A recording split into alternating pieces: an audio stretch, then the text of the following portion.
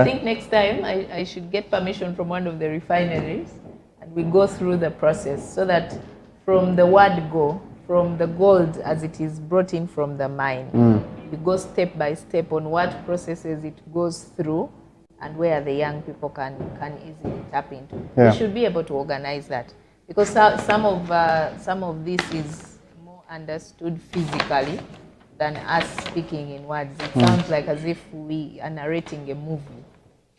Yeah, maybe we should do that next time. I know government is really now more sensitive to environmentally sustainable ways in mining of gold.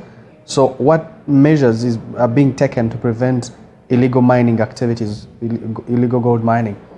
You recently were almost shot in the field because you're trying to put an end to illegal miners. So how will government ensure that gold mining is done in a very environmentally sustainable way, but also prevent illegal mining of gold? The first is that as a prerequisite from the ministry, we don't license you if you don't have the NEMA certificate, the Environmental Social Impact Assessment certificate. And that safeguards us and the environment where you are going to mine from any future hazards that would be predicted along the assessment. Now, that is an initiative by government of ensuring that mining is done responsibly and sustainably by the people. Secondly, is that we look forward to seeing that we now on illegal mining. Illegal mining is one of those vices that is also hard to curb because it is, I don't want to say understandable, for lack of a better word. It is expected that people are lured into the business, are attracted into the business illegally, and we are trying to make them understand that there is actually no reason why you should be illegal because we have formalized and made everything easy. The applications for you to start with are online. You don't even have to come to the ministry physically. The requirements are basic. There is nothing out of the way that is required for you to submit that you can't afford to do. Just have to have the capital. And then the rest, and then... But you can imagine at artisanal mining level, we even go as low as 0. It simply means you start with what you can. Yeah. But please make sure that you are formalized before you do it. Before you start. I know that you're doing a lot to make sure that the industry is more lucrative than you found it. But what sort of incentives now exist to attract investment? The revenues we were talking about earlier can only be achieved when there is investment. When there is investment. We have a lot of subsidies that we do give investors. And some of the subsidies include a long stay. Like, for example, if you're coming in as a medium or large scale investor, we give you a minimum of 21 above. So you are guaranteed of security to start with, but we also usually help them acquire land. Incidences where they need extra land outside of the mining. Work hand in hand with the investment authority, investment to ensure that investors are well settled in and acquire land. There's a feeling that there is more support from government going to the wealthy dealers, and artisanal miners are not protected. Are there things that have been put in place, measures put in place to support artisanal miners? Not just measures, but also programs to have them benefit from their own craft? Yes, currently we are trying to rally as many programs as we can as possible to see that they have access to affordable credit. And that should be able to build their muscles financially, both as artisanal miners, but also to be able to upgrade. So their main challenge has basically been capital, galvanizing capital to invest in the sector. And once we have that sorted, we are working with different financial institutions and both that are agencies of government and also private owned, in seeing that they can get the lowest credit possible to enable them run their businesses. Uganda is currently faced with the problem of gold smuggling.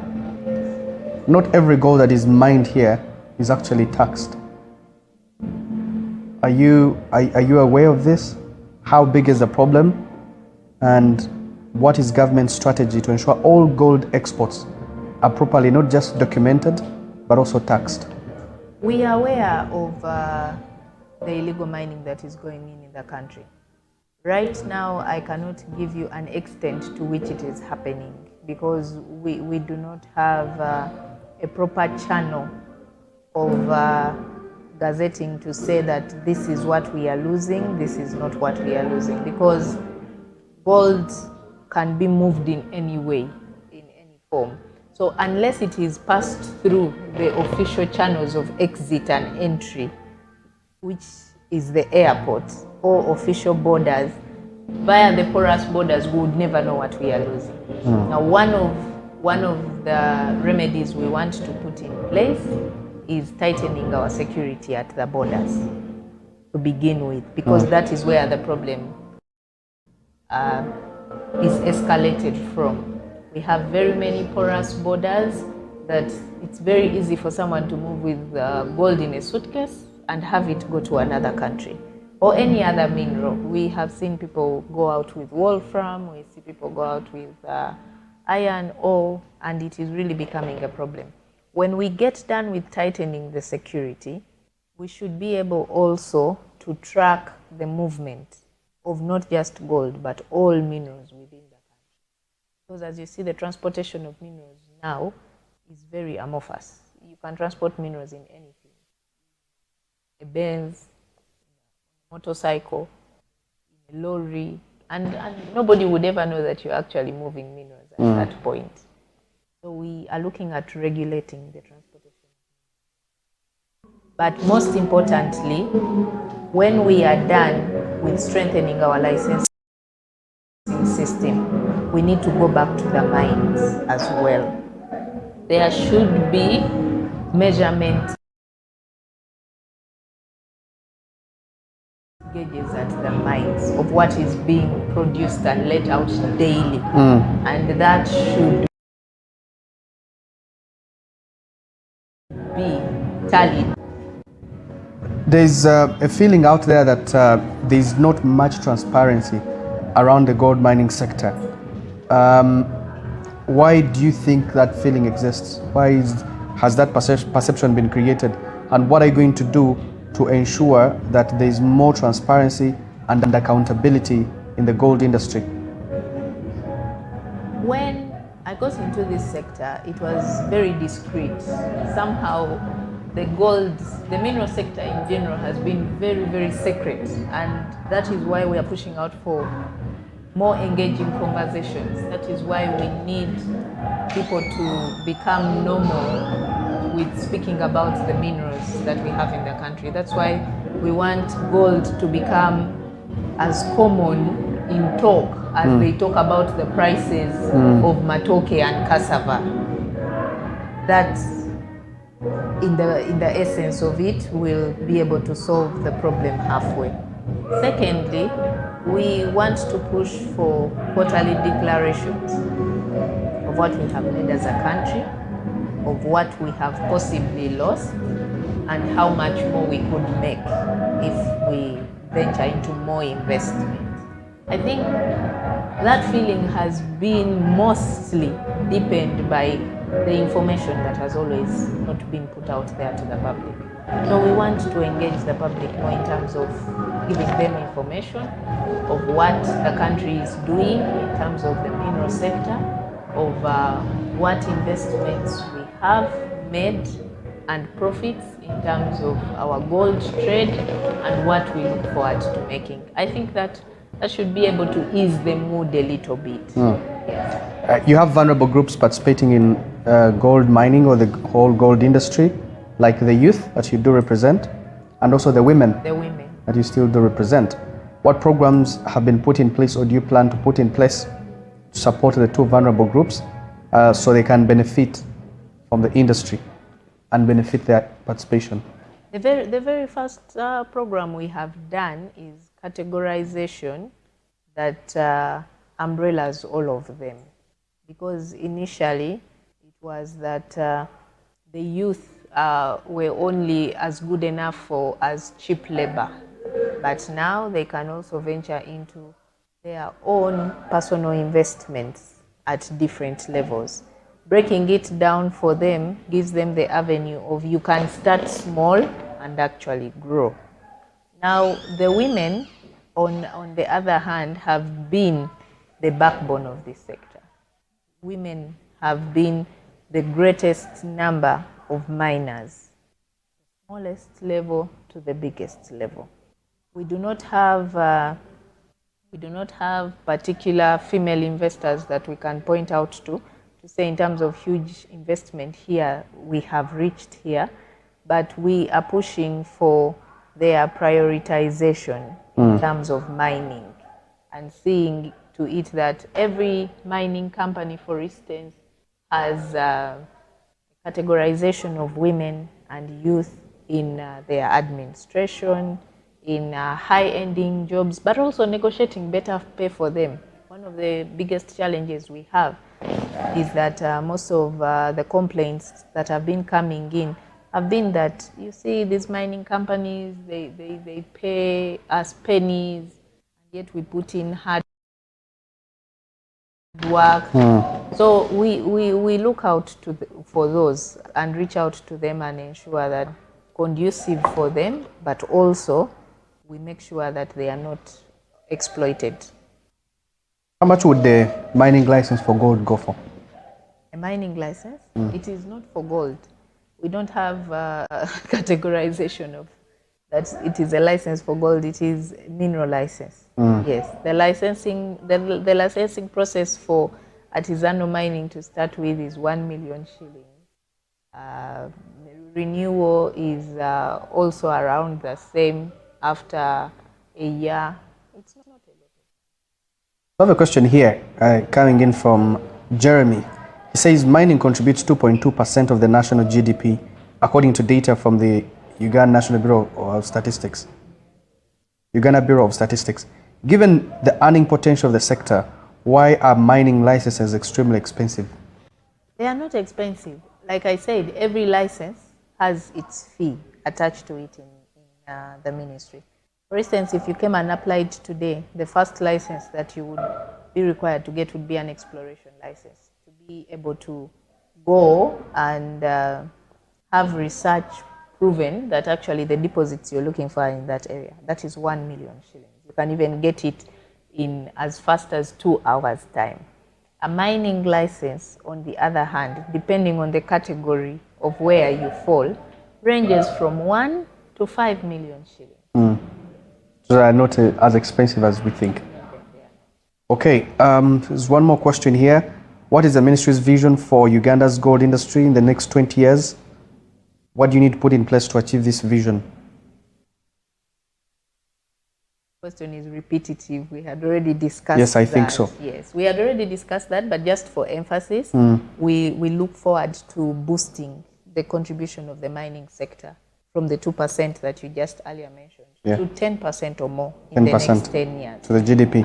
And that requires with us starting with high investment in exploration, because then we can be guaranteed of a return of investment in exactly what we want to start with, and also look out to see that we exploit the other precious minerals aside from gold. For instance, we don't have any exploitation going on in terms of diamond, but we have deposits that have been discovered in Western Uganda and in North Karamoja. Interesting. And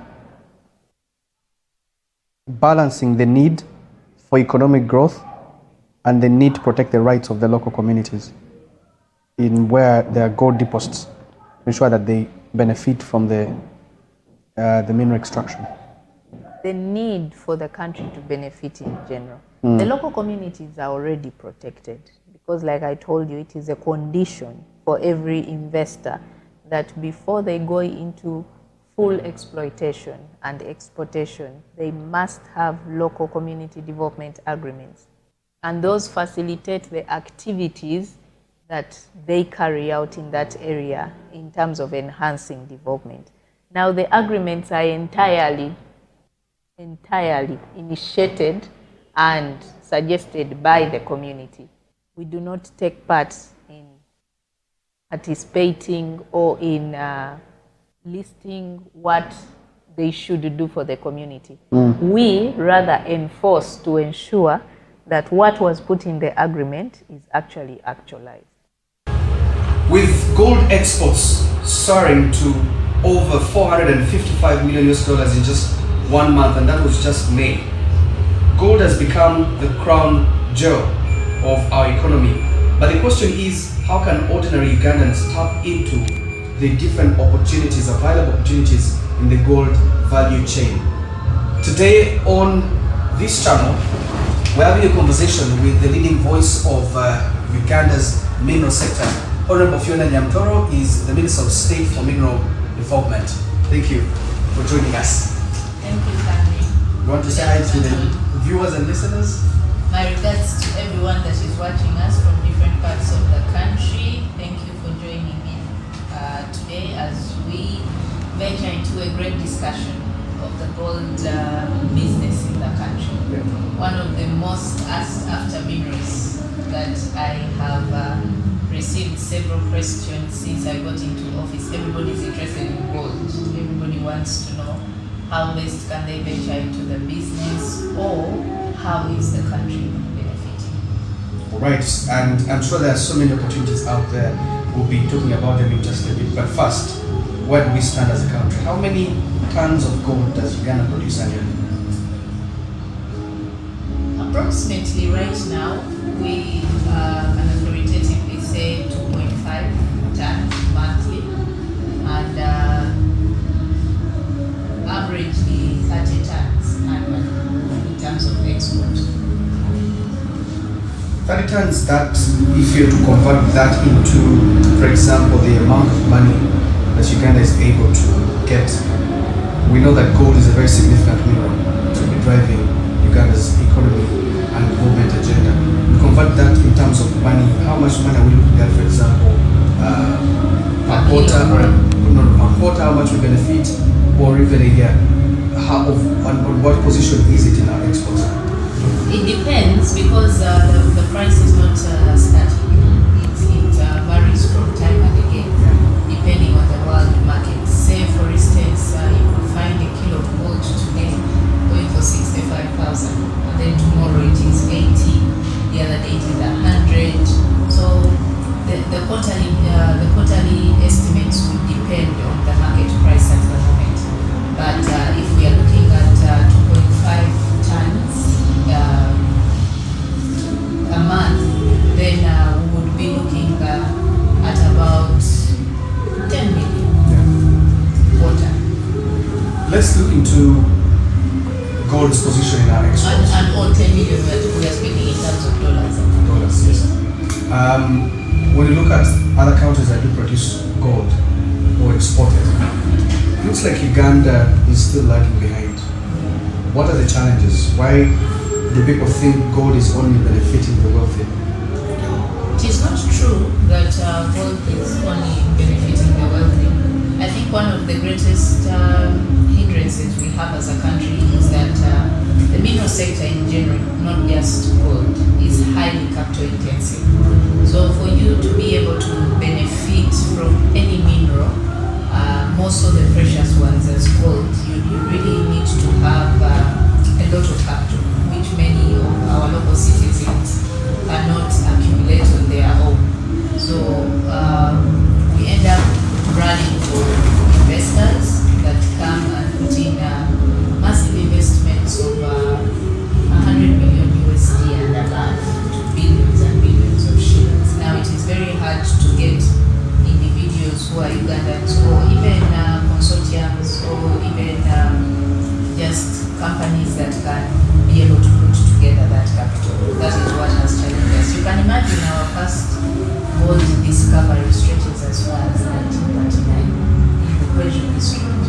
1939. 1939, Bupeju district, and today Bupeju is still the least developed gold industry that we have. The majority of people that are dealing in gold, they are still artisanal miners. So the biggest challenge we have is capital. And of course, there's so many countries are exporting gold too. But after these gold exports are shipped, where do they go? To the world market. To the world market. And of course, most of the gold that is shipped is privately owned. So the direct benefits go to the private owners. Government of Uganda benefits in different ways. It comes with opportunities in the value chain for our people. But we have an export levy that is on each kilogram that is exported. That is $200. $200 for each kilogram. Yes. So that's where, along the value chain, that's where government comes in. Yes, that's where government comes in. But then, of course, they are also tasked with paying the other taxes of income tax, VAT. Just tax for government. But why doesn't the Ugandan government own all the gold mines in Uganda? So that if the gold comes out of the mines, Yes. it's Ugandan government's, it's the Ugandan government benefiting after the export. Currently, what we have in plan is to establish a government reserve. We are initiating the process of putting in place our own reserve so that government can start saving in gold. We can have ministries saving in gold, but like I hinted earlier, it is highly capital intensive. That is why currently our greatest rescue is having as many investors as possible. We are going for different partnerships in avenues, and we are expanding the market day in and day out. So far, we have quite a number of refineries, but the best would be government having in place its own reserve. Also, with the forthcoming Uganda National Mining Company, it should be able to fully stabilize and carry out all our commercial interests on behalf of government. And what time frames are we looking at? The Uganda National Company is already in formation. We are just in need of money. We need 300 billion to have. Does Planet Gold Uganda own all the gold mining sites in the country? They seem to be everywhere. Where you talk about gold, there's a presence of Planet Gold Uganda. Not at all. Planet Gold Uganda is not a gold mining company. Planet Gold is an organization that is looking at seeing how best we can sensitize as many people in the gold mining sector as possible to deviate from the use of mercury. Because about 73% of the artisanal miners in Uganda use mercury as part of their mining process.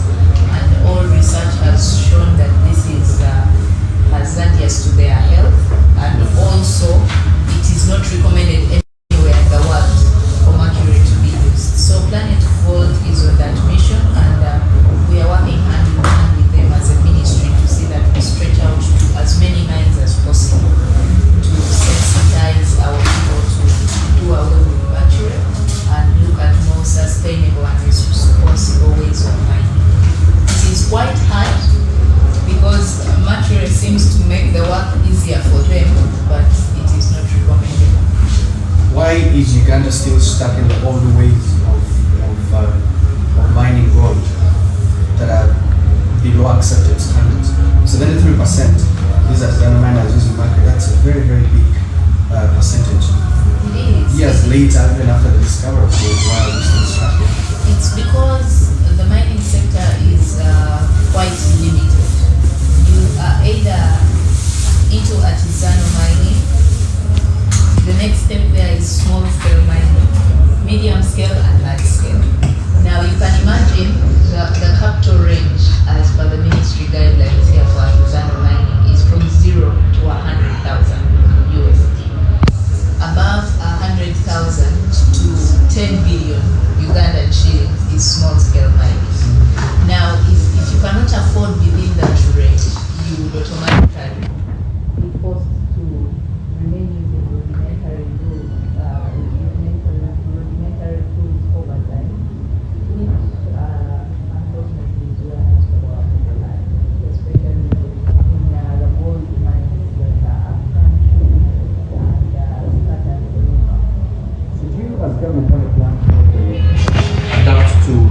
modern equipment?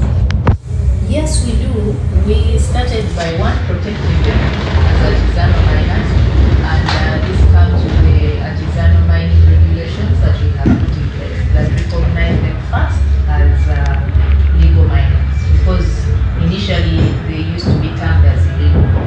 But now that they have been protected by government, we go ahead and gazette specific areas where deposits have been confirmed for them to mine. Now, that also gives them a proper time frame to be able to accumulate capital. And so far, we have some good progress registered, where people are moving from one level to another. Not so long ago when we were in Kabale, I was saying for us now, we no longer have artisanal miners. We are all now small-scale miners, because the growing gap is that you elevate in terms of machinery, in terms of all the equipment that you have to put in place, in terms of technology, and then you qualify to move into another category. So the regulations in place, but also government ensures that the other investors who are in place on the sideline do technological transfer to the artisanal miners. Right. So we are supporting them in whatever avenue. Technological transfer, I think that's a good way of, that's good progress. When we talk about gold in Uganda, what other areas are we looking at? Uganda is naturally endowed, to be honest. Our gold deposits are not yet limited to definition. Currently, we have deposits that are scattered all over the country. The northern part, Karamoja, go to Amudat, go to Abim, go to Moroto, come to the eastern part, go to Namayingo, go to Busia, come to the central, Kasanda, go to the western, Bukweju, go to West Nile, Arua, Yumbe, Nebi. And now Nebi.